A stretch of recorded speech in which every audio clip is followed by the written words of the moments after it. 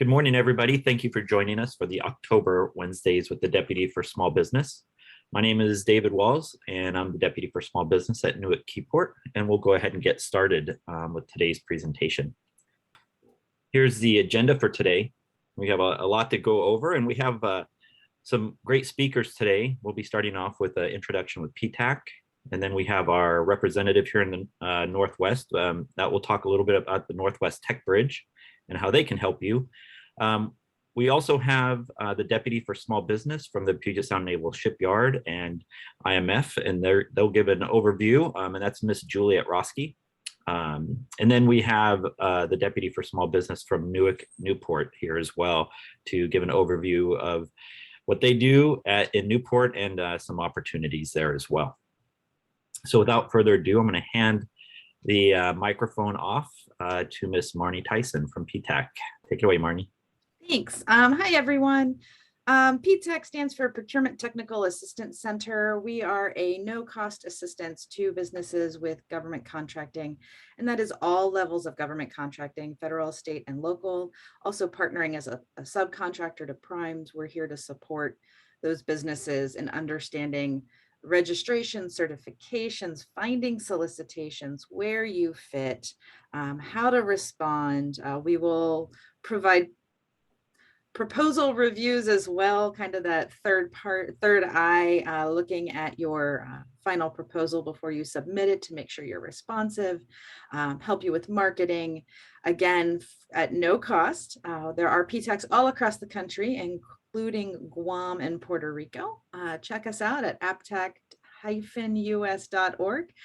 Tiffany Scruggs, who's on the slide there, she's my boss. So if you have any questions or want to reach out, go ahead and feel free to reach out to us here at Washington PTAC. Great. Thank you so much, Marnie. And I want to just thank PTAC for hosting these events. We're a great partnership.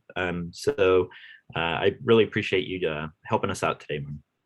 All right. So with that, I'm going to hand it off to Mr. Ralph Duncan. He works with our the Northwest Tech Bridge. So Mr. Duncan, the floor is yours. Wonderful. Thanks, Dave. I'm glad to be here working with you and PTAC as well. PTAC and Dave, the deputy, are great partners with the Northwest Tech Bridge. The Tech Bridge is unique in that it is an organization set up by the Naval X program at the Office of Naval Research to be a connector for small businesses and non-traditionals to the Department of Navy and to DoD. The Navy recognizes that they need to get innovations and innovative technologies into the Navy faster and quicker. And so they set up this organization, the Tech Bridge organization, to be the super connector to connecting industry to the Navy. We primarily look at emerging technologies that are early in development, not necessarily at the fundamental stage, but in the mid technology readiness level, or often called TRL level. And we work very closely with PTAC and with Dave as the Deputy for Small Business at Keyport in referring companies to them and partnering with them to provide referrals and services to companies. We recognize that doing government work is very difficult, and often the new businesses need help overcoming barriers. They kind of need a Sherpa, or, if you will, to help work through that. And the Tech Bridge can provide that. We're unique in that we're not a contracting shop, nor do we charge for our services that we provide. But we interview companies all the time, small businesses and non-traditional, to find out what their needs are, where we can refer them, who we can get them to. And this little diagram basically shows a simplification of the kind of network that the Tech Bridge has and how far our reach goes. So basically, if you are a small business or a non-traditional business and you have a somewhat new technology that you're looking to get into the government, the Northwest Tech Bridge is it can act as a front door for you. We can help you get to PTAC, we can help you get to other contacts in the Navy, and we can help you get to Mr. Waltz as well as the Deputy for Small Business at Keyport.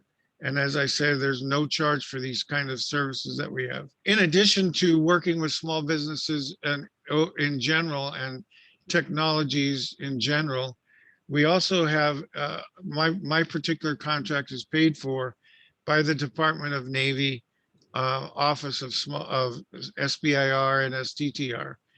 And Dave thankfully put the schedule up for the next drop of SBIRs, and I wanted to just put it up so everyone's aware of this.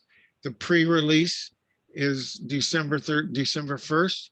That was changed from, it's a change from previously. It was at November, I believe, and now has been moved to December 1st.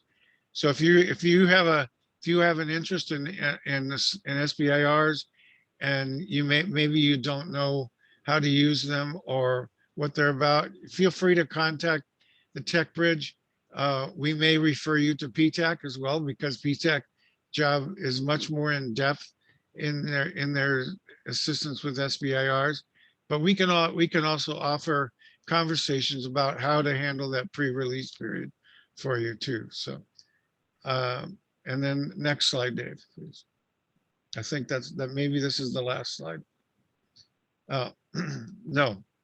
So here are a couple of some resource links for you that you can go to and find out information about the Naval X program, about the Navy Tech Bridge, and about the SBIR program. I have to say that these three SBIR links are very extensive and offer lots of help. And if you go to the SBIR and STTR site, you'll find numerous tutorials on how to get through an SBIR submission. And that's it. I'll put, I don't know that I can put anything in the chat. I was just looking, and I think I'm limited. I was going to put my email in the chat, but maybe Dave can pass that on.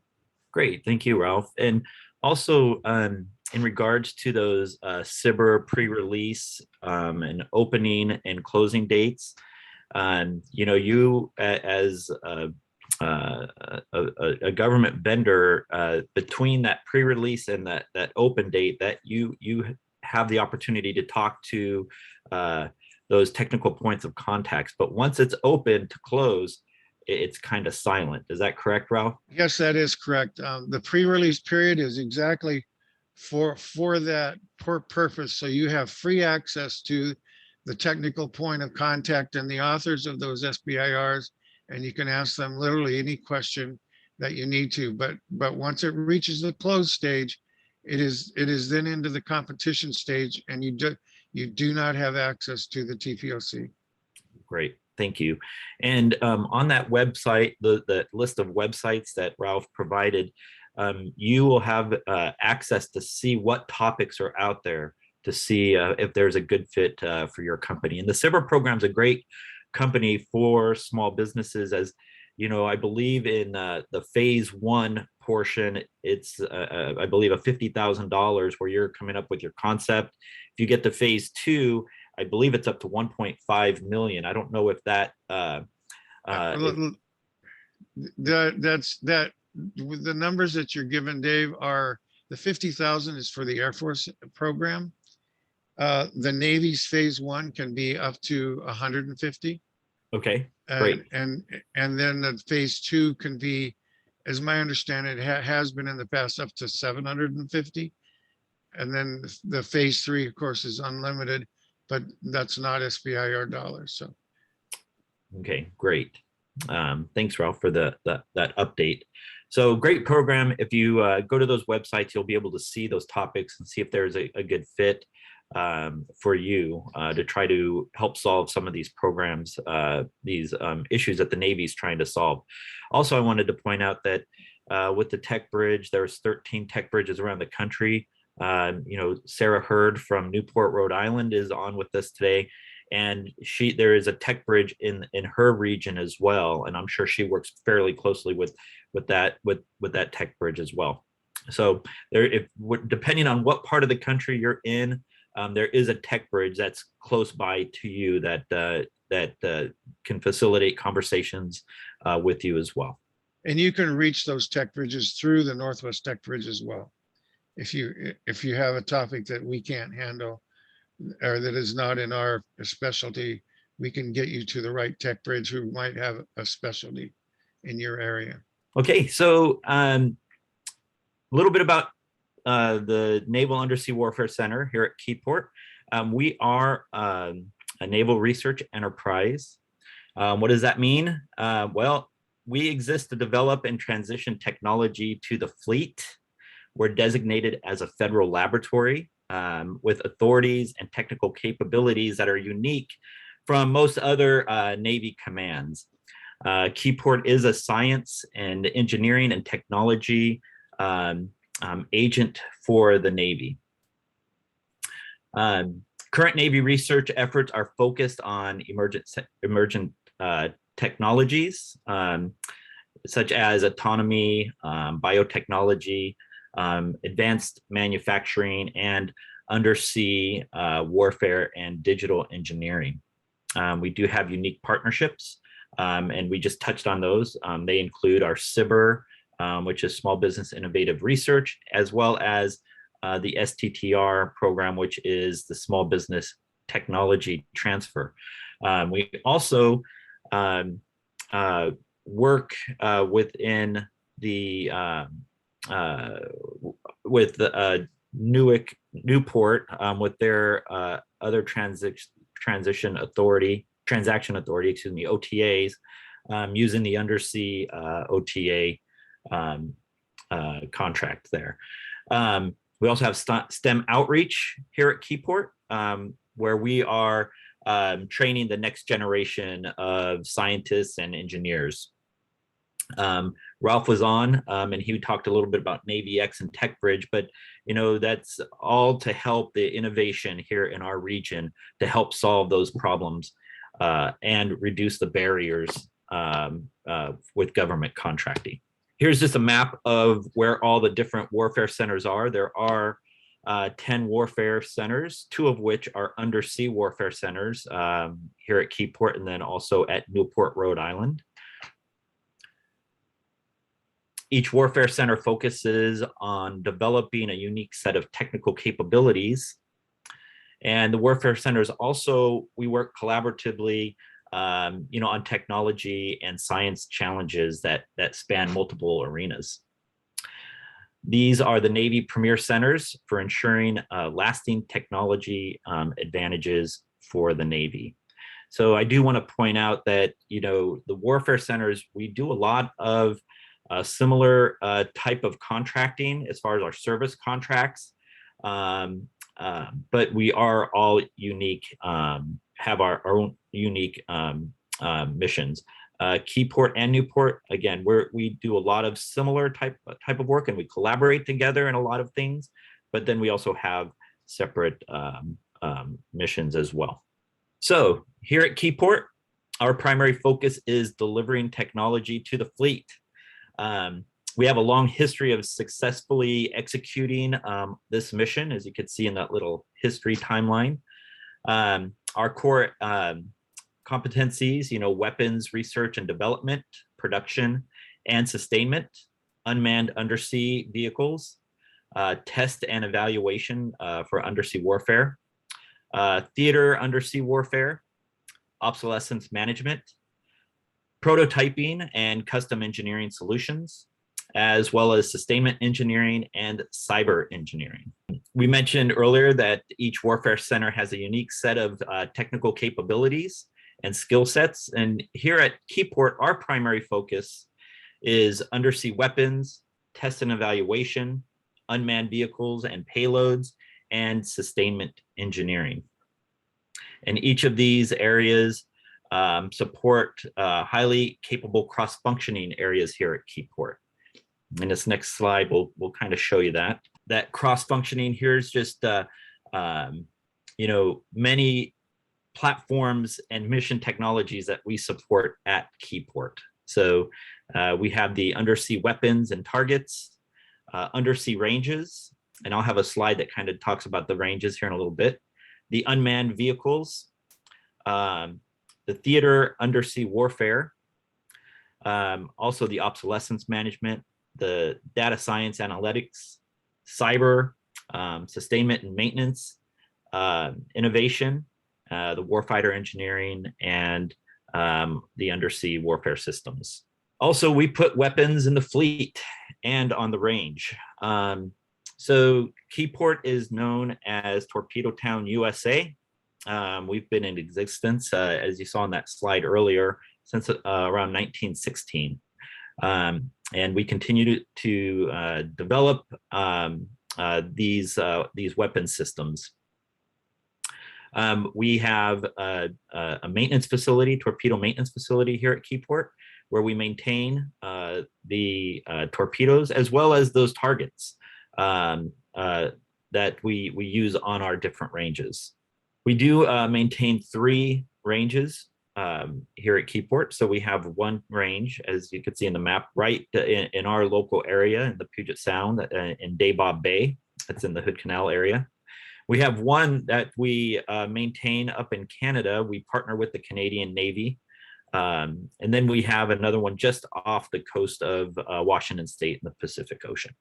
And these ranges support the validation of the technology in the Navy systems, and the capabilities in the ranges in the Northwest managed by Keyport are really unmatched anywhere else. You know, I mentioned unmanned vehicles earlier, and here's just a quick snapshot of those programs that we support. We are a home port for the Navy unmanned underwater vehicles, and we work collaboratively with UUV-RON-1, which is the first unmanned underwater vehicle squadron to deploy these undersea vehicles. And this technology is always evolving, and Keyport is the lead for transitioning this technology to the Navy and supporting the fleet once the technology is deployed. All right, so moving on, this next slide kind of transitions to small business. What this slide is showing is just a snapshot that here at Keyport, and I could say, I have my counterparts from other offices, NAVC and the Navy, we really do have a mindset of small business first. As you can see, we always hit our small business numbers. There might be a socioeconomic category that we fall short on, and those are, sometimes outside of, of our control. Maybe when we come up with our goals, we set aggressive goals that we really feel that we can make, but sometimes things happen where maybe a company, comes out of a socioeconomic program, maybe graduates from a small to a large. So those numbers can, we might just fall short. As you could see here at Keyport, we fell short this last year for those SDB and women-owned small business goals. But those are things that we will try to go after in the following year. I do also want to touch on Keyport. We have an Echelon 5 command, which is out in Mechanicsburg, Pennsylvania, that we oversee their contracting. And I am the small business deputy for their contracts. So I'm part of that acquisition strategy to try to help, navigate those acquisitions to support small business. What you're looking at right now is our top 10 NAICS codes for FY21. The 334511, navigating, search detection, navigation, guidance, nautical systems and instrument manufacturing. That is our top one, because a lot of that deals with undersea type of programs, as well as that 541330 engineering services. I'll touch on that real quick. That is the NAICS code that's used for Seaport, and Seaport is our vehicle for all service contracts. So even though it says engineering services, and we do have service contracts that are truly engineering services, There are some contracts such as our admin, program, financial management, and our IT service contracts that fall under that 541330. So, and we do have 19 service contracts that support Keyport, Mechanicsburg, Pennsylvania, as well as the warehousing support that spans across all of the warfare centers. I also want to touch on that third one, shipbuilding and repairing. That is in our top 10 this year, but it may not be in our top 10 next year. The reason being is a lot of the shipbuilding and repairing that would go to our small torpedo range boats or our barges is typically done at the shipyard. But every once in a while, we will get some of that work. And so it was in our top 10 last year because we did some overhauls on our torpedo tenders. This is just kind of a snapshot of how much money we spent in those different NAICS codes, and I won't spend too much on this slide. I'll make these slides available to you later on today, but this just kind of gives you a snapshot of how our money was distributed throughout those top 10 NAICS codes. Here's the types of things that we buy at Keyport. You know, again, we do services as well as supply type contracts. So torpedo components. We also buy installation items for our boats as well as subs. You know, and those could be like hardware or electrical components. We also do build to drawing type items, and I'm going to talk a little bit about that.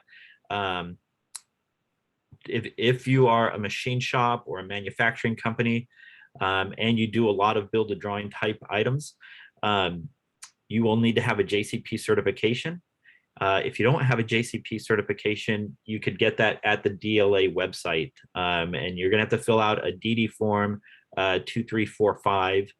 And once you're approved, you'll be able to get access to drawings with those solicitation packages. Information technology, we do buy software and hardware to support our IT here at Keyport.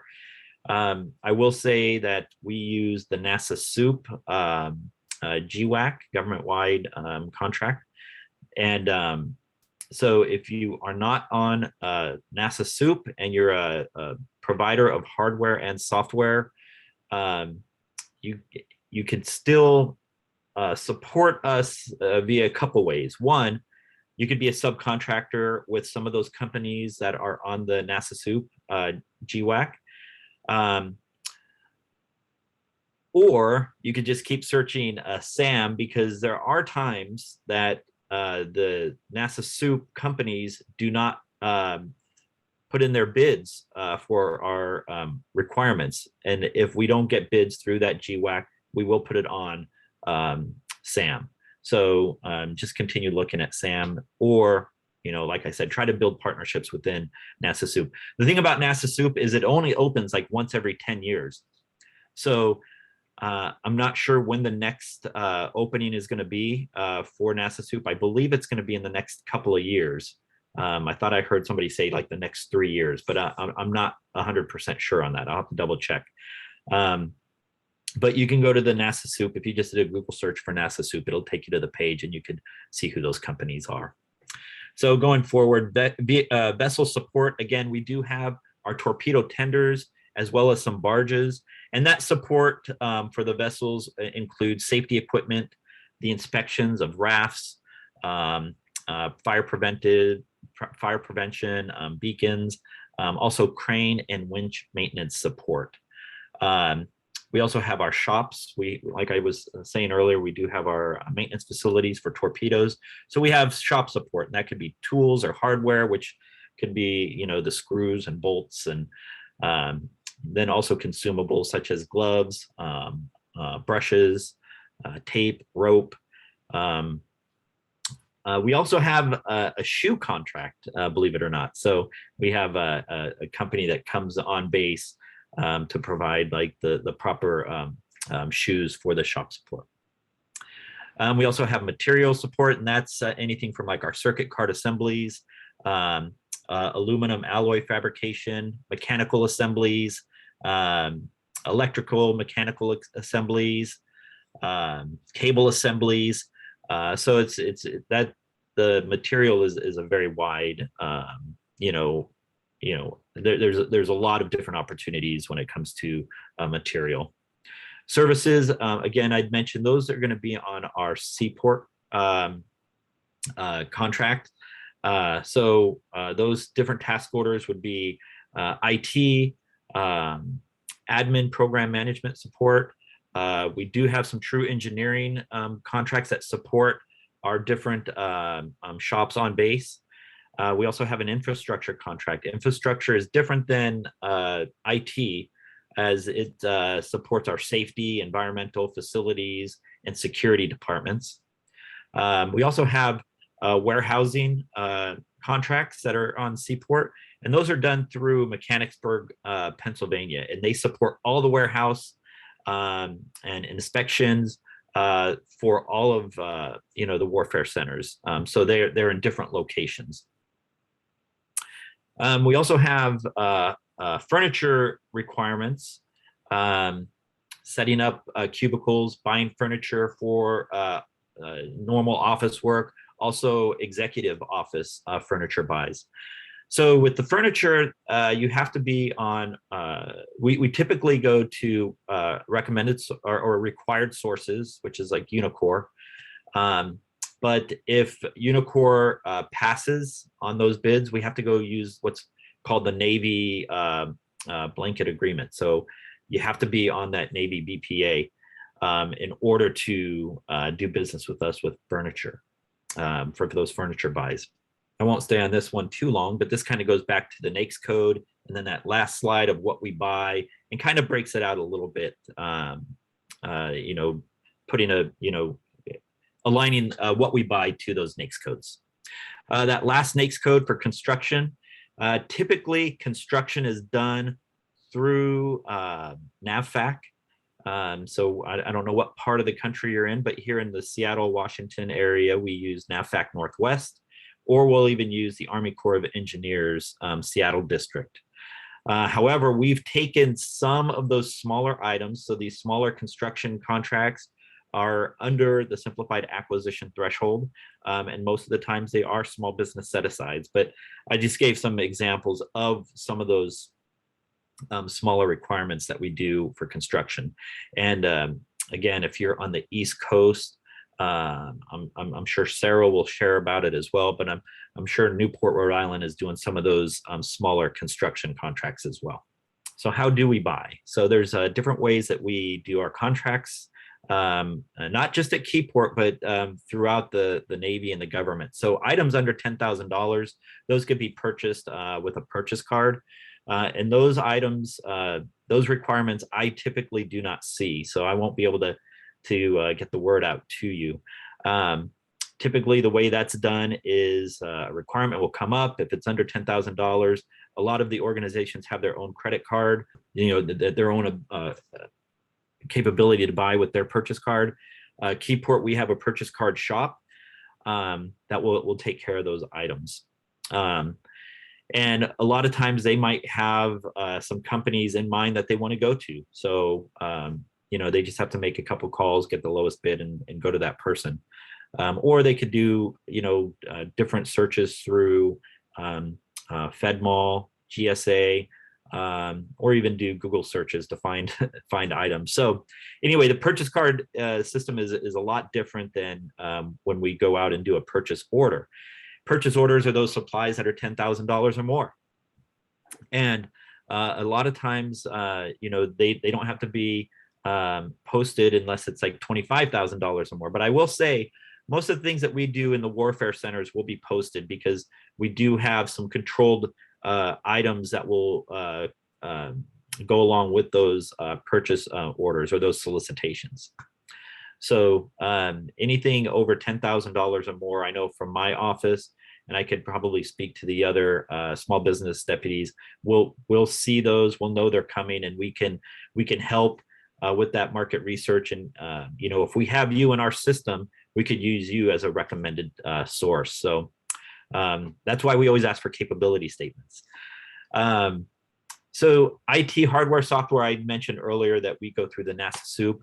If NASA soup, we don't get any bids, we'll post those on SAM. Services, again, I mentioned that we use Seaport for our service contracts. It's very rare that we'll see a service contract outside of Seaport. Really the only time here at Keyport that we'll see that is when we are doing maybe a bridge contract, and that's going to be a sole source to the incumbent. Or if we see something under the simplified acquisition threshold, you'll see that outside of Seaport as well. And those would be posted on SAM. These next couple of slides are just snapshots of what is posted right now for Keyport. So I'm going to just put this up here and leave this here for you to take a look at. I do want to say, full and open, if you're a small business and you see something that says full and open or unrestricted, it doesn't mean you can't bid on it. You're just going to be in competition with large businesses. Don't let that scare you, because a lot of times the small businesses can win those contracts. Small business set-asides, those are only set aside for small businesses. I also want to say, I'm going to go to the next slide, but sometimes you'll see things in SAM that are requests for information or sources sought. And I do want to encourage you to reply to those sources sought or requests for information, because that's going to help us define either the statement of work a little better when it comes to the request for information, or it's going to help us with our acquisition strategy when it comes to the sources sought. In order for us to do a small business set aside, I'm going to go ahead and switch to the next slide here.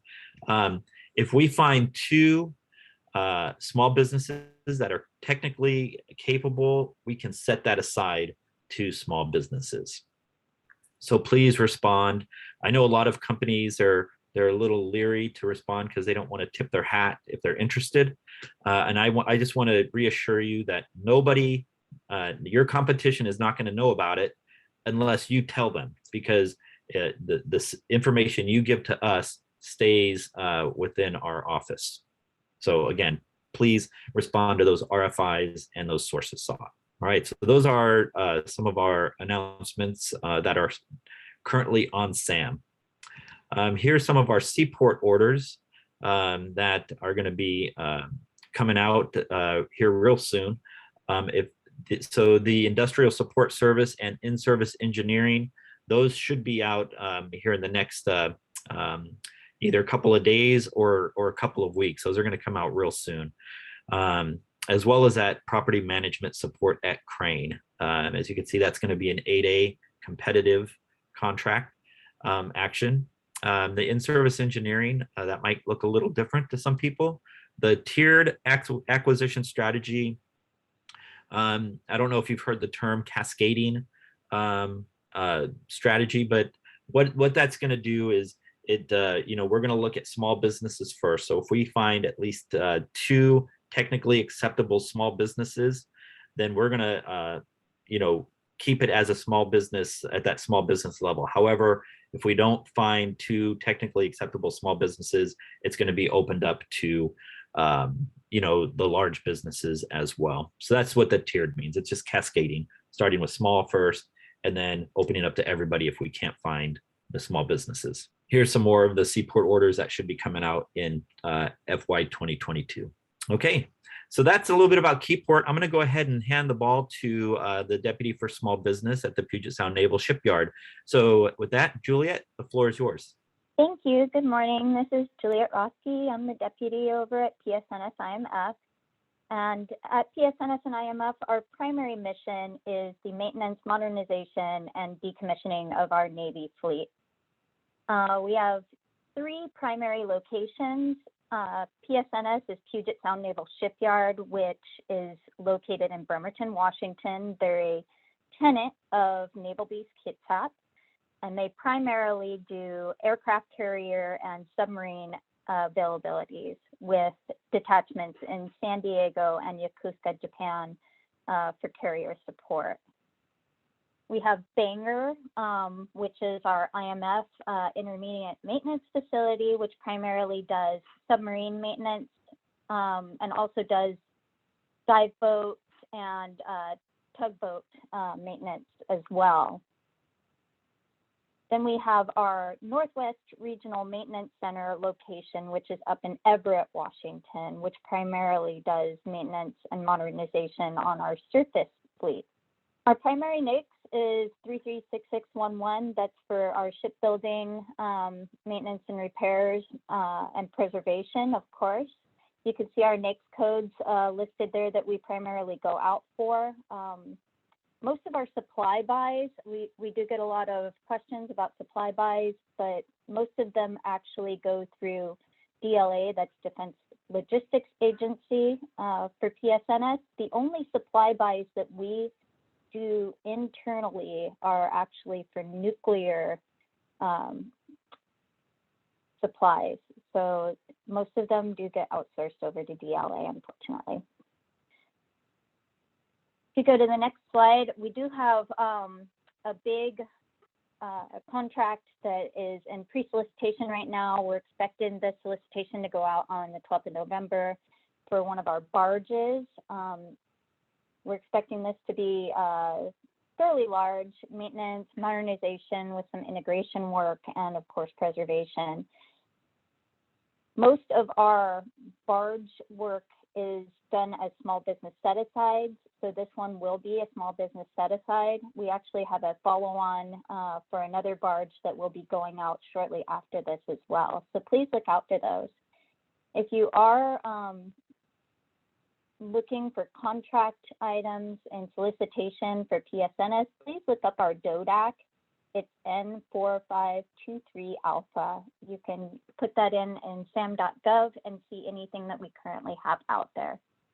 Thank you. All right, thanks so much, Julia. I appreciate that. And real quick, one question that comes up.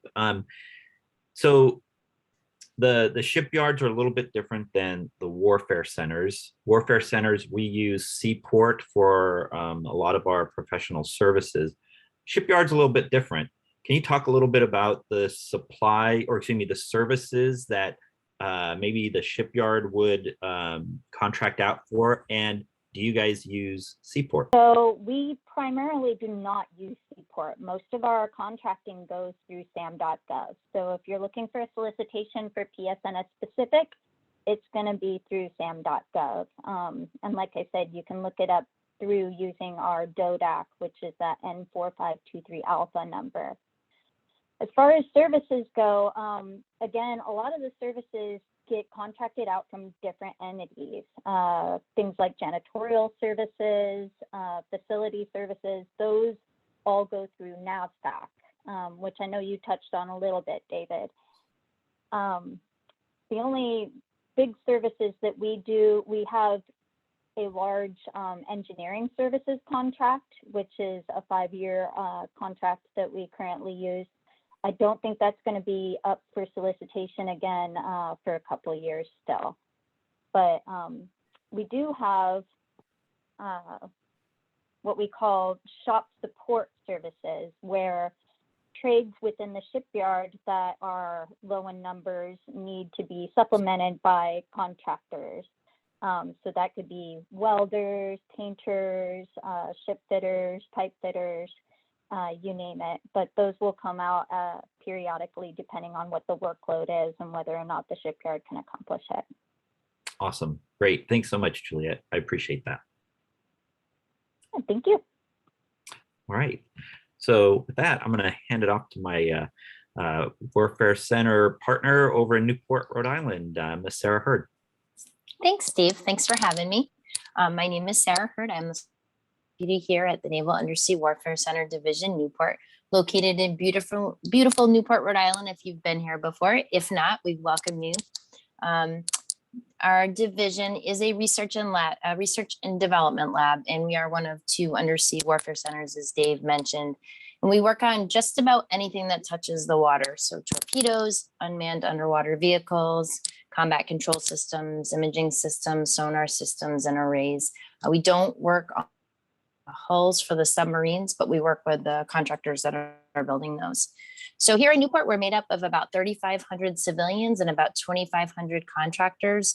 The majority of our team is located here in Newport, but we have detachments in Manassas, Virginia, and West Palm Beach, Florida. We've also got test facilities in New York at Seneca Lake and Fisher's Island, in Connecticut at Dodge Pond, and in Florida at our Bug Springs test facility. So here in Newport, we do a lot of work out. We contract out for engineering, technical, programmatic, and financial services. And we do a little bit of procurements of hardware and prototype hardware through our OTA contract mainly. If you look at my slide and you look at our performance metrics, we have a goal of 28% small business. About 34% of the work that went out on contract in FY21 went to small businesses, $155 million. And what do we buy? So we look at our NAICS code chart over on the right-hand side.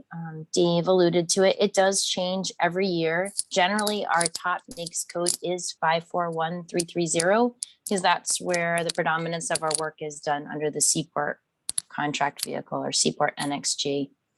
The NAICS code 334511, search, detection, navigation, guidance, nautical system and instrument manufacturing, now that's a mouthful, is our second largest NAICS code.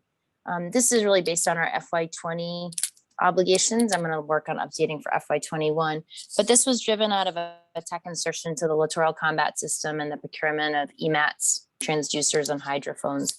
We do a lot of work in that NAICS code. Our third largest NAICS code, 333314, optical instrument and lens manufacturing, in FY20 was almost entirely driven out of depot level repairs, upgrades, and overhauls of photonics masks. I have our UIC there, so if you're searching on sam.gov, you can see our UIC. As Dave mentioned, all of our purchases over 10K are advertised on sam.gov. Our bigger solicitations are listed on our long-range acquisition forecast. Dave, I think you may have called that out. Link where the Newport LRAF lives. I would recommend that you take a peek at the Newport version. You can also find it out on the NAVC, like an abbreviated version on the NAVC website. But on the Newport LRAF, we list anything that's coming out in the next 3 to 24 months. We try to give you a little bit of language about what the tasking is, the acquisition strategy being used, the NAICS code that we're going to be soliciting under, include information as to whether it's a follow-on, and if it is a follow-on, what the contract number is, as well as the incumbent, which some of that information isn't included in the NAVC version. And last but not least, I'll mention we try to do an outreach event at least once a quarter. It's been a little sporadic with the changes because of COVID. We advertise that on sam.gov and the Seaport NXG portal. So just keep an eye out if you're interested in attending one of our outreach events. I always welcome folks sending me their capability statements or reaching out to me if you wanted to have a conversation about anything on the LRAF, and my contact information is on there. Thanks so much, Dave. Great, thank you, Sarah. And then, Sarah mentioned the LRAF being on the Department of Navy Office of Small Business website. I do encourage everybody here, if you haven't been to that website, please go to it, as soon as we get off of this this meeting, because there's so much great information on there. One of the helpful things on there, besides the LRAF, is there's in the toolbar, it's what the Navy buys, and that's going to give you a snapshot of what the Navy have bought the past 3 years up to it's pretty current. I think they update it every 3 months. So take a look at that. You could search by NAICS codes or PSC codes. And when you're doing your search, you could also search by either keyword searches. So you could find if the Navy is a good fit for you when it comes to acquisitions. Also, it has like the unit identification code for the Navy, for that Navy agency that did that contract. So you could connect with that Office of Small Business person to try to find out more about that buying command, if there's going to be a follow-on contract, and also just get your name on their map. So any future requirements, you could be a recommended source. So next slide here is just some top tips that you might want to hear when promoting your firm to our agency. So know what we buy. I just mentioned the Office of Small Business, the Navy Office of Small Business website. And you could find out what the different agencies buys. Sarah had mentioned looking at her long-range acquisition forecast, but all of our long-range acquisition forecasts are posted on that Navy website. If you do a search in SAM for Seaport forecast, you're going to find my Seaport forecast on there. So you could kind of get an idea of all of those Seaport actions that are going to be coming up and see if you're a good fit. Also, we all have, there's a small business piece, I believe, on all of the warfare centers, small businesses, there's a small business piece on all the warfare centers websites. So if you went to the Keyport webpage, you might see our last industry day. So there's videos that are recorded industry days to find out what we buy, our different agencies. And I know Sarah has a little piece on their website as well to find out more what they buy. Homework assignment for you is go to the SBA Dynamic Small Business Search tool and see if your profile is loaded in there. And if not, work with the SBA or with the PTAC to make sure your information is in there. One of the things, most companies are in there, but what might be missing is that capability, that your capability profile. When we're doing our market research and we don't see a capability profile, a lot of times you're going to be skipped right over because NAICS codes are so broad in general. So when we're doing our searches, a lot of times we'll put a keyword search in that dynamic small business search tool. So make sure that's updated. Also have a good capability statement. And I have some bullets there that kind of, some of the things that we're looking for as small business deputies, your top NAICS codes, your cage code, so we could just go back into SAM and do a little bit more research. And then also you might want to adjust that capability statement for whatever agency you're working with, whether it's a state government agency or a federal government, if it's DOD or Homeland Security or whatever, you might have different capability statements. So PTAC is a great place to help out there. And I'm going to hand it back to Marnie Tyson here at the Washington State PTAC. She could touch a little bit more on capability statements, but Marnie, can you also touch about the SBA Dynamic Small Business Search tool and how you could potentially help them to make sure they have everything needed in their profile? Sure. Excuse me. Yeah, so two things there. So the dynamic small business search, a lot of people, when they fill out their SAM, they get to that button that says, click here to update your small business certifications, and they skip it. Well, that's the link over to DSBS when it's working. There have been some glitches between the systems of late. So there is a secondary way to get into that DSBS, and we can give you those instructions to help you walk through that and identify the sections in the dynamic small business search that are editable.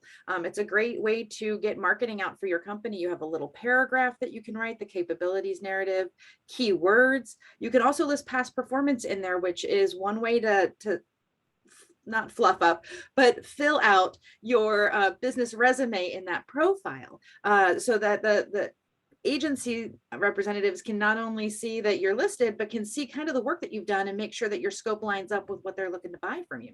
And similarly, your capability statement is a simple 2-page document, easily readable, very bulletized, so that when you are sharing that with an agency representative, they can, at a very fast glance, skim through it and say, yes, we buy from your type of company, let's keep talking, or no, we don't, you need to talk to this other agency or this other part of our agency.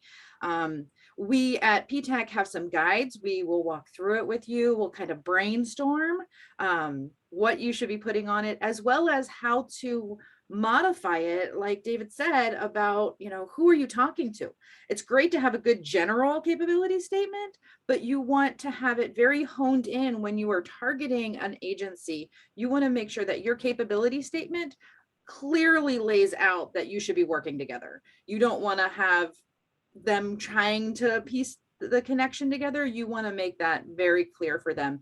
So that's where you are modifying your general capability statement on a regular basis for those particular agencies.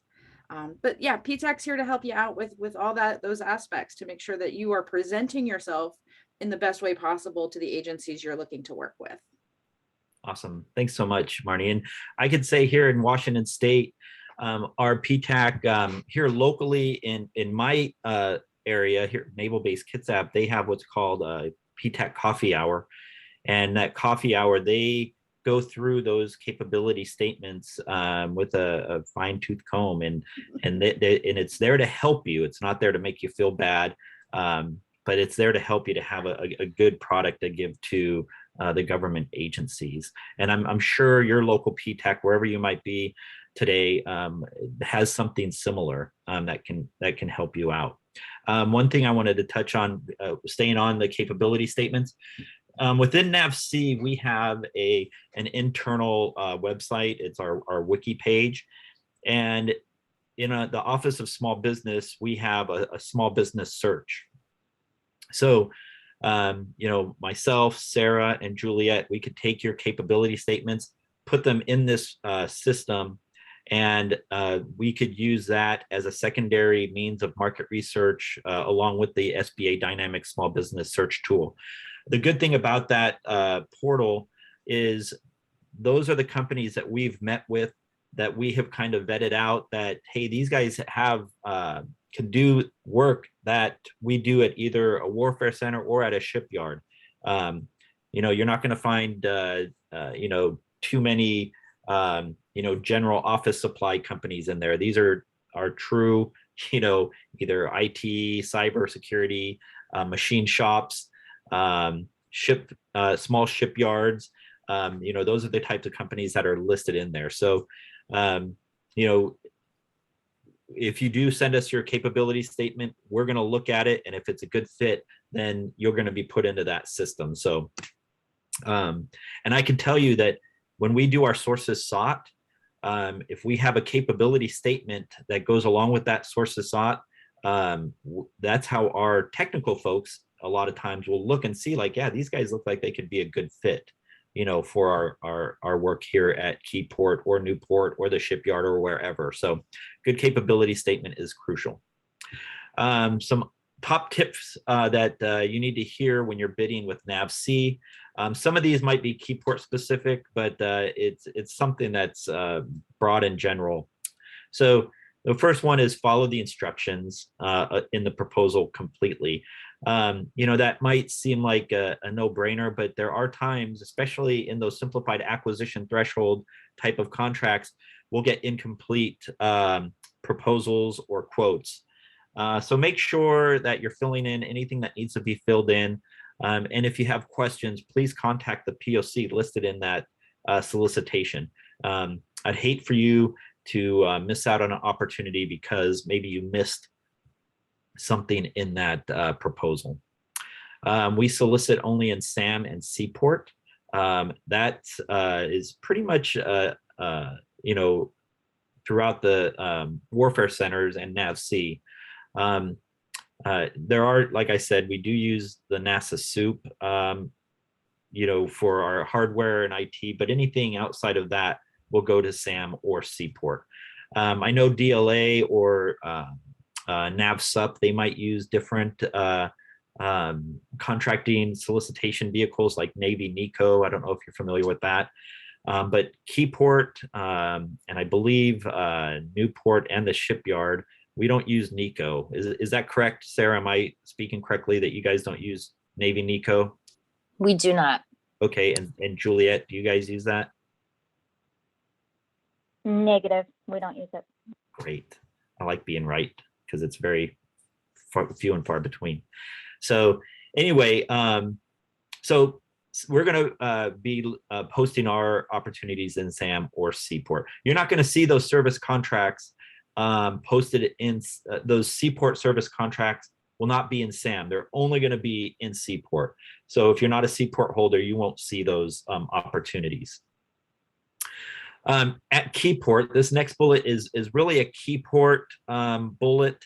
I don't know, how often Newport or the other warfare centers do this, but we don't do a lot of socioeconomic sole source or direct buys.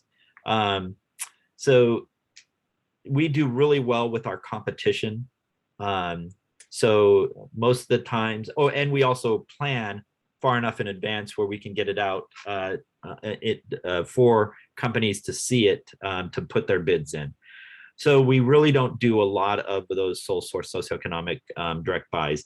I don't want to say it never happens, but it is very far and few in between. So I know a lot of companies will come to me, and I'm sure Sarah has similar stories, and Juliet, but we get a lot of companies that come to us and let us know what their socioeconomic category is, and that we could do direct buys up to a certain threshold. And we do know that we know those programs, and they're great programs. And but at Keyport, we, like I said, since we do plan far enough, and since we do really well with our competition, we don't do a lot of just socioeconomic direct buys. So I just want to let you know that.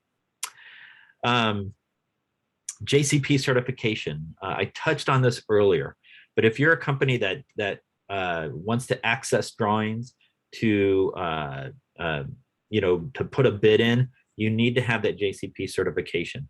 And the way the Jcp certification works is when you're requesting to look at drawings, it has to be the person whose name and signature is on that DD form 2345 that's requesting the drawings.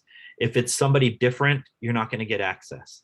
So if the person whose name is on your Jcp certification no longer works there, you're going to have to get that updated, because you won't be getting those drawings. So make sure you have a Jcp certification, and make sure the person requesting those drawings is the name that's on that Jcp certification.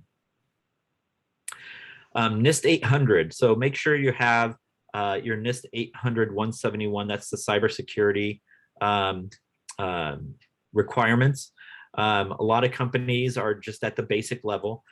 This bullet here says medium assessment. That's not going to be for every procurement or solicitation. So I apologize if that's misleading.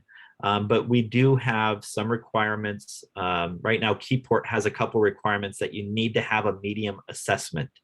One way you can get that medium assessment, if you don't have it, is you could work with your tech bridge, and they can connect you with a MEP.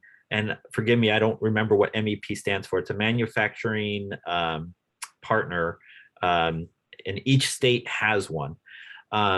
And they can help you either get to that medium assessment or point you in the right direction, or the right contacts to help you get to that medium assessment. So, you could always, again, talk with your tech bridge. I'm not sure if PTAC has a list of those MEPs. I do have a list, so you can always get in touch with me if you're running into roadblocks. I touched on participating in sources sought and requests for information already. Again, this next bullet, if you have a question, please contact that POC listed in the solicitation with that question. Best way to do that is to email them the question, because a lot of times if you pick up the phone and try to call, they won't answer, because they're pretty busy in the contract shop. So send the email, they'll get it to the right person, to the right technical person if it has to go that far. If for some reason, again, you're running into roadblocks, like your questions aren't being answered, contact your small business, the small business deputy at that area. because we could always go and you know, tap them on the shoulder and let them know like, hey, this person's been waiting for an answer. So so please ask questions if you have a question with a solicitation. Don't underbid just to win. You know, here at Keyport, we've seen where you know, companies are underbidding, and then when it gets in the contract execution, they don't have enough money, and it goes into a cost overrun situation, and you can be terminated for default. So make sure you're putting in a contract that is competitive and that you can fulfill. And always ask for a debrief. If you're in that threshold to get a debrief, always ask for one. The debriefs are there to help you. So the next time you put in your solicitation for another contract action, you'll have a better fine-tuned solicitation. Sarah or Jessica or Juliet, excuse me, do you have anything you want to add to anything I just stated? Dave? Yes. Sarah? No, I said I'm all set. Thank you. Oh, okay, great, thanks. And Juliet, did you have anything? Nope, nothing from me. You're doing great at explaining everything. Great, thank you. And Ralph, I saw you come off mute real quick. Did you have anything you wanted to add? I just wanted to reinforce your MEP Manufacturing Extension Partnership comment, and you can contact, we can put you in direct contact with Washington State MEP. And I think Marnie just put the link up to the Nist website for that as well. Great, thank you. Also, thanks, Ralph, for reminding me. With the Nist 800, Nist 800 is a requirement for cybersecurity. It's going to be in basically all the contracts, but we're going to be transitioning to CMMC. CMMC is going to be fully in place in 2025. The DoD has a website for you to help prepare for the CMMC transition, and that website's called Project Spectrum. So if you did a Google search for Project Spectrum, it should take you to that site. And I believe it's projectspectrum.io. But like I said, Google search Project Spectrum, that should take you to the website. But that's a great website to help you get ready for CMMC. It has, you know, self-certification. It has different videos and training and a lot of different tools to help you get ready for that transition into CMMC.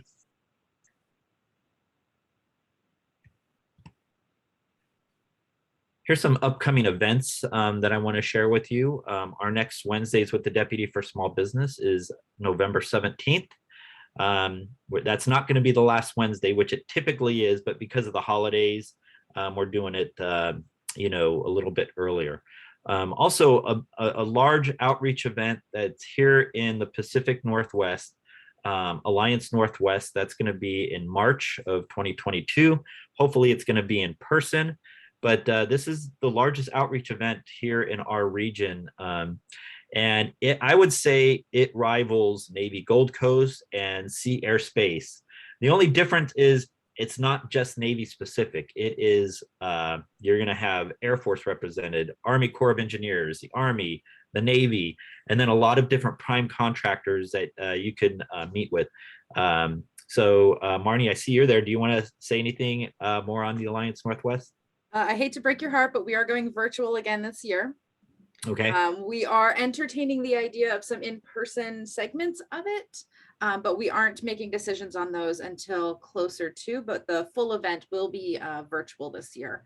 And I posted the link to the information page from last year's session. And if you click register, you can kind of pre-register and get yourself on a I'm interested in attending list for the March event for next year.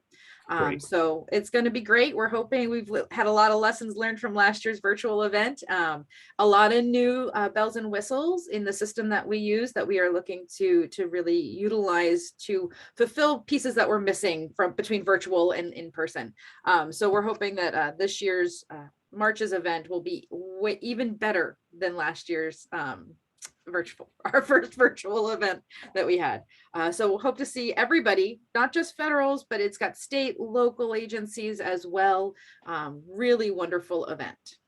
Great. Thanks so much, Marnie. And last year, myself and Sarah was participated in the event. And it's a great place to do some networking and matchmaking sessions as well. So hopefully you'll take a look at it and attend. Here's my contact information. And if you want to get in touch with me after, and if I didn't put your contact information in there, Sarah, I apologize. It doesn't look like I did, so I apologize, Sarah. No worries. So Keyport, we're part of what's called Naval Base Kitsap.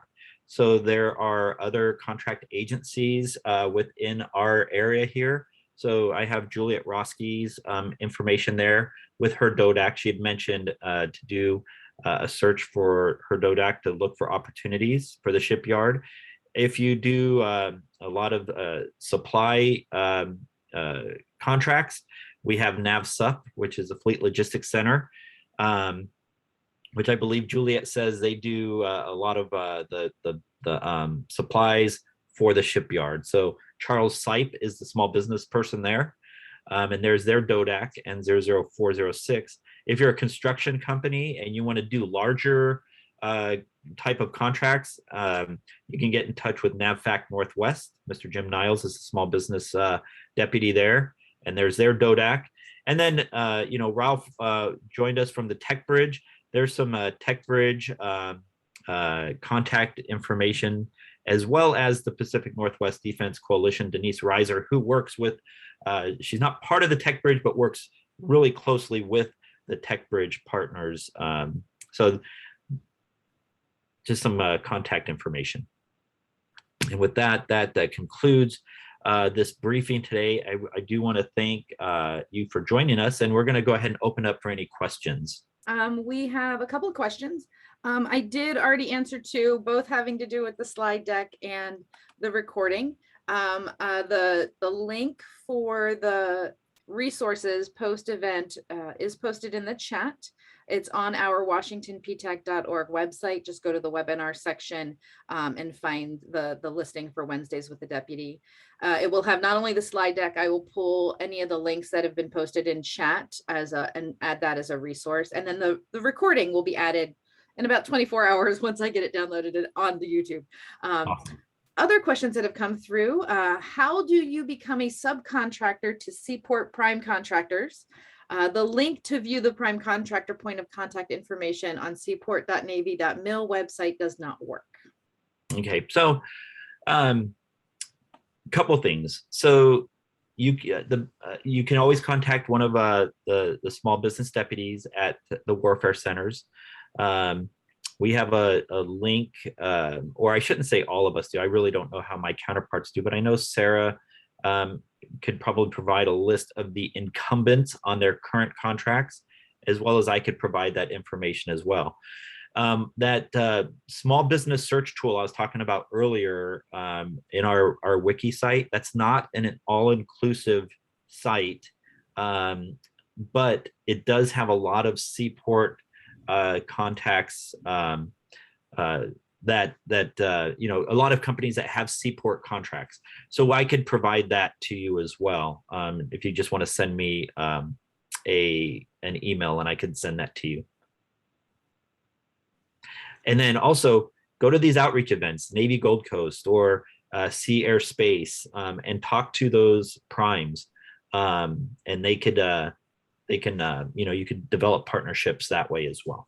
All right, next question. Since CMMC is replacing Nist 800-171, how many solicitations do you have on average that are CMMC level 3 or above? So right now, I'm not sure, because CMMC is not going to go fully in, isn't going to start until 2025. But I will say this, you will need to have level 3 if you want to look at controlled documents.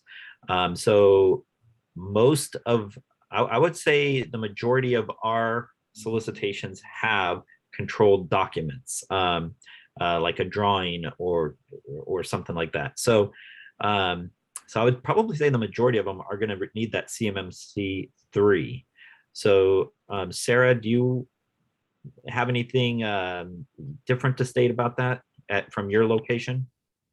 No, from our location, I would say as we move towards compliance, a lot of our solicitations will have controlled documents as well. So I do know from a PTAC perspective, they were discussing how they're working on bringing on more resources to help companies achieve their CMMC compliance. I met with our PTAC recently, so I know that that's definitely an effort that's underway. Yes, Great. as PTACers, there's PTACs all across the country, and we are learning just as the certifiers are. We're not certifiers, but that way we can help companies walk through and be prepped better. And each PTAC across the country has different number of staff people. So here in Washington, we're lucky we have 15 staff.